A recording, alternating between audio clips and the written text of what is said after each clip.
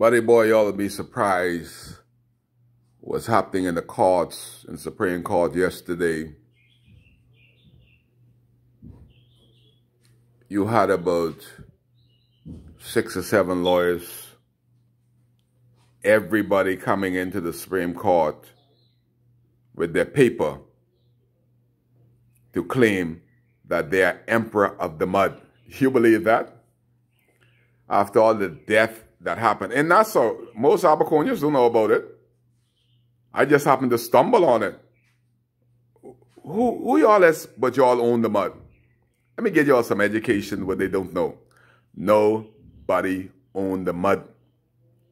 They could drop all illegal papers, fool the judge inside Nassau, but this is how the mud started. It's just mud. Kai was a young man, and we didn't have a basketball court or softball, no playing field, but I was athletic. So we used to walk through the mud to go to play basketball, softball, any sports. We had to come all the way, walk 5 miles, 4 miles, 3 miles from Dunderston into the mud. And the reason it's called the mud, during low tide, you could walk on the rocks in some places. We had a fella down there named Moss. Moss has officials. We used to go behind there and start from there, and we work our way up on the rocks with low tide. But high tide, you had a problem going through there because the water covered the mud and the rocks. But when they dredged the harbor of Marsh Harbor and pumped the debris in there, it was all mud. And if you go through there, that's all it was mud. Nobody knew nobody that lived there. That was government land. Who was going to buy mud in the pond and the marshes? That was all in there before the Haitian moved in. And for years, we walked through there and played softball. And then somebody who don't even know Abaco would say that Edison Key and the farm created the mud. And I look at them, and you know, they keep saying that. I hear everybody's talking about that, but that didn't happen like that. The Haitian were on the farm and they had a safe haven. The owner of the farm provide housing, food for these Haitians. But one came to Marsh Harbor and he found out that he would make more money in Marsh Harbor than in the mud. Edison Key didn't bring no Haitian into the mud, into the peace. Understand this. It was economics. Again, the Haitian weren't dumb. They were looking at monies. So they came into Marsh Harbor, and the Haitian has a network that spreads wide. There's thousands of them. And while we don't know what they're saying money in Marsh Harbor, baby. Forget the little farm job. But what happened is that they didn't have any housing. So it was a long ride on the dusty road to hustle back and forth from the farm where they had a house, where they used to sneak out the farm to come to Marsh Harbor, then go back to the farm. So they were smart like anybody else. They started to build houses closer to their job. Edison Key and the people of the farm didn't bring them there. The gutless, voiceless people of Marsh Harbor that gave them the job created the mud. If they weren't to give them the job, the mud wouldn't be in there. They gave them the job, but they didn't give them a place to stay. They didn't care whether they live or die, just show up. And one of the more brutal things I see in Abaco, everybody talking about that's my Haitian. I even see black people saying that. I say, how you could own this man? You all saw the movie Roots? How you get, Kai, I got the paper for him. He is my Haitian. I say, he's not your Haitian. He's my Haitian. I got paper for him. Slavery by another name. Most of them got papers for the Haitian and they don't even know their name. They don't have no name. They know the name of their dog and their cat, but they can't tell you the name of the Haitian that's working for them for years. All they call him is my Haitian. You might as well say my slave. My Haitian is another way of saying my slave. And that's what they had in Abaco, slaves. And they would do this. They would say, Abaconians don't want to work, so we got to get a Haitian. Which Abaconian, the majority of the Haitians working for $150, $200 a week, and they work from sun up to sundown, 7 days a week for $200 a week. How the hell any Bahamians, any Abaconians are going to work for that? So they use that to empower and to enrich themselves. That is the problem and how it happened. Every shop, every restaurant. You know, the Haitian could just poison in Abaco. They could drop something in your food and poison every Bahamian, every owner.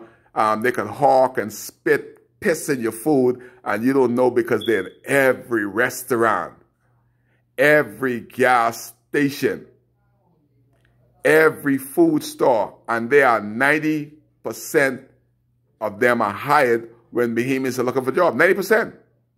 Even on Baker's Bay. Well, look at the place, 90%. And you know what? The Haitians was begin to get angry because they know what they're worth. And the employees weren't getting them what they're worth, overworking them and underpaying them.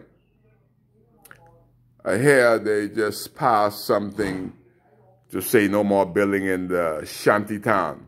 How much time they already did that? Time will tell. I've seen 500 homes burnt down in the mud and the peace.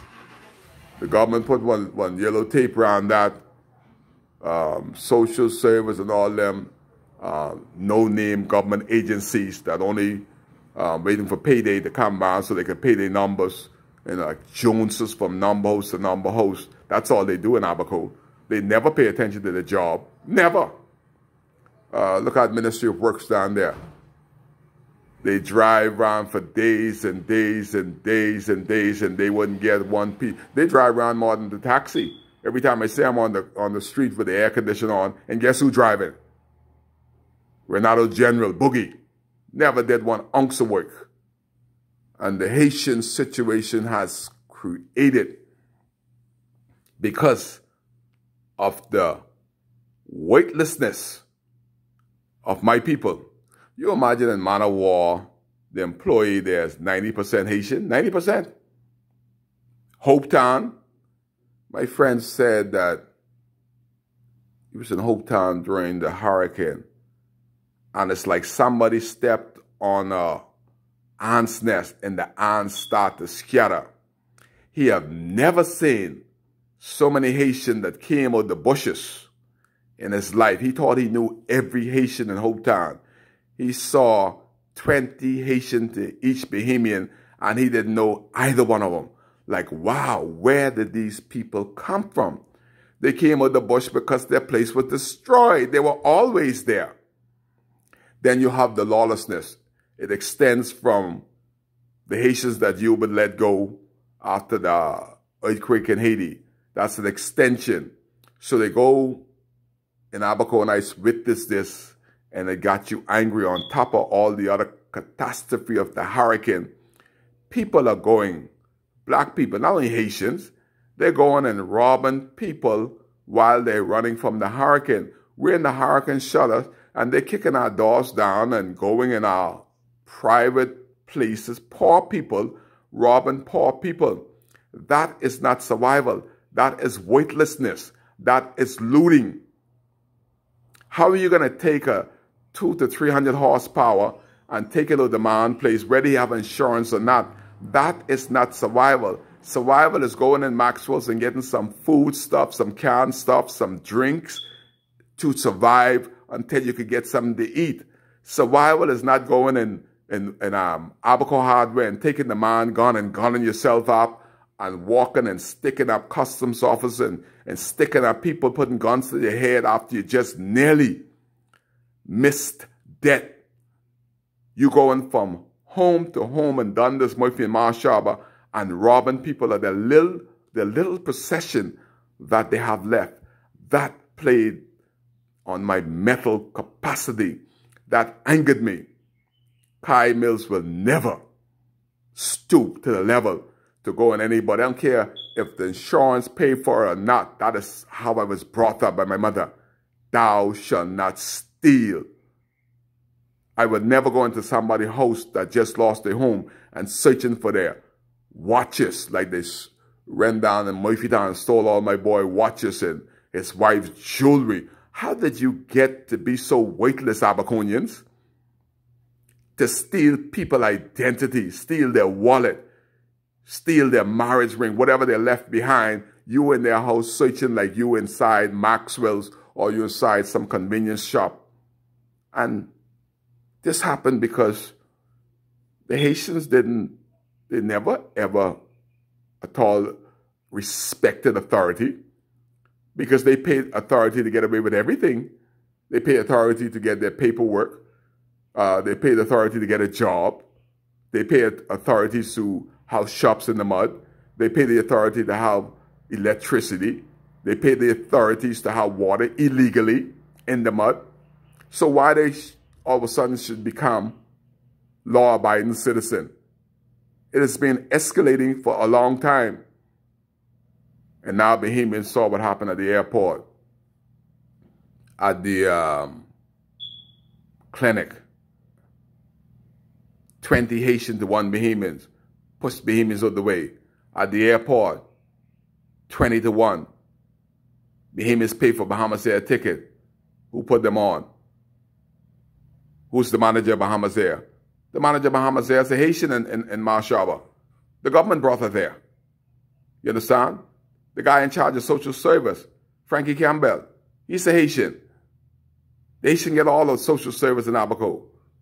Then you send the armed folks, another Haitian, to lie to the government about who and what is in the mud.